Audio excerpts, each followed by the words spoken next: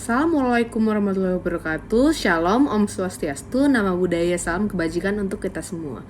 Perkenalkan, nama saya Yolanda Yusefin dengan NIM 211616172.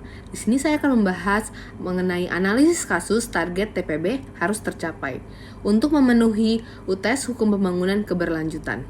Lalu untuk sumbernya sendiri saya mengambil dari Kompas, Rencana Harian Kompas. Sebelum memasuki topik analisis, kita harus mengetahui dulu apa itu SDGs atau TPB.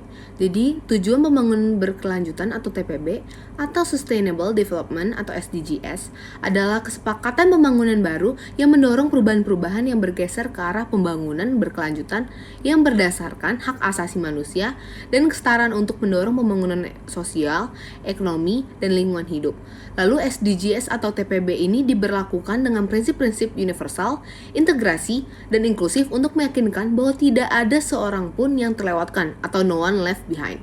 SDGs ini terdiri dari 17 tujuan, 169 target dalam rangka melanjutkan upaya dan pencapaian Millennium Development Goals atau MDGs yang berakhir pada tahun 2015 yang lalu. Lalu Antonio Guterres selaku Sekretaris Jenderal PBB menyebutkan bahwa terbengkalainya agenda tujuan pembangunan berkelanjutan dan ketimpangan melebar. Hanya 15% target dari TPB atau SDGs sesuai yang jalur. Sisanya mandek, bahkan mundur. Penyebab utamanya ialah karena negara-negara maju lebih banyak berretorika. Negara-negara kaya terus melestarikan sistem lama yang tak adil. Marsudi selaku Menteri Luar Negeri menyebutkan negara-negara selatan pada umumnya adalah negara yang berkembang, tidak mendapatkan kesempatan setara dalam bertumbuh dan melompat menjadi negara yang kaya. Masih ada diskriminasi dalam perdagangan dan hambatan untuk hilirisasi industri berbahan baku alam. Lalu secara global, PBB juga melaporkan capaian TPB hanya 12% yang sesuai jalur, 50% yang lambat, dan 30% yang stagnan atau mundur. Lalu TPB juga menargetkan kemiskinan ekstrim hapus pada 2030. Dalam laporan TPB global, capaian negara berkembang dan miskin paling jauh dari target, sehingga dibutuhkan 42 tahun untuk mencapai target TPB 2030. Dunia kita menghadapi tantangan yang besar, seperti perubahan iklim menyulitkan banyak negara, menimbulkan bencana banjir, kekeringan sekaligus serta penyakit. Pandemi seperti COVID-19 juga mungkin saja terjadi di masa depan.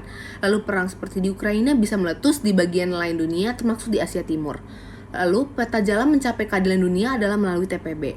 Karena itu, target TPB harus diperjuangkan oleh semua negara. PBB harus berubah menjadi wadah yang adil bagi semua bangsa. Tanpa kesediaan bekerja sama, negara kaya membantu negara berkembang dan miskin menjadi maju. Tak akan ada perdamaian dunia dan kesejahteraan sosial bagi semua. Lalu dengan tersendatnya kemajuan dalam pencapaian SDGs merupakan isu yang sangat serius. Karena beberapa faktor yang dapat menjadi penyebab tersendatnya kemajuan dalam mencapai SDGs dan tanggapan terhadap masalah ini perlu sangat hati-hati. Berikut ini ialah beberapa tanggapan yang bisa diambil. Yang pertama adalah perluasan kesadaran. Peningkatan kesadaran masyarakat tentang pentingnya SDGs ini adalah langkah awal yang sangat penting. Pendidikan dan kampanye publik yang lebih baik mengenai SDGs dapat membantu masyarakat untuk memahami tujuan-tujuan ini dan bagaimana mereka dapat berperan dalam mencapainya. Lalu yang kedua adalah kerjasama global. Kolaborasi antar negara, organisasi internasional, dan sektor swasta sangat penting. Mereka dapat bekerja sama untuk mengatasi masalah-masalah global seperti perubahan iklim, kelaparan, dan ketidaksetaraan. Lalu yang ketiga adalah pemenuhan kebutuhan dasar. Upaya untuk memenuhi kebutuhan dasar seperti akses terhadap air bersih, makanan, perawatan kesehatan, dan pendidikan sangat krusial. Tersendatnya kemajuan dalam hal ini harus menjadi prioritas utama. Lalu yang keempat adalah pengentasan kemiskinan. Memprioritaskan pengentasan kemiskinan dan ketidaksetaraan ekonomi adalah langkah penting untuk mencapai SDGs. Hal ini bisa melibatkan program-program bantuan sosial, peningkatan akses ke pekerjaan, dan pengurangan kesenjangan pendapatan. Lalu yang kelima adalah perlindungan lingkungan. Mengurangi dampak negatif terhadap lingkungan adalah bagian integral dalam SDGs.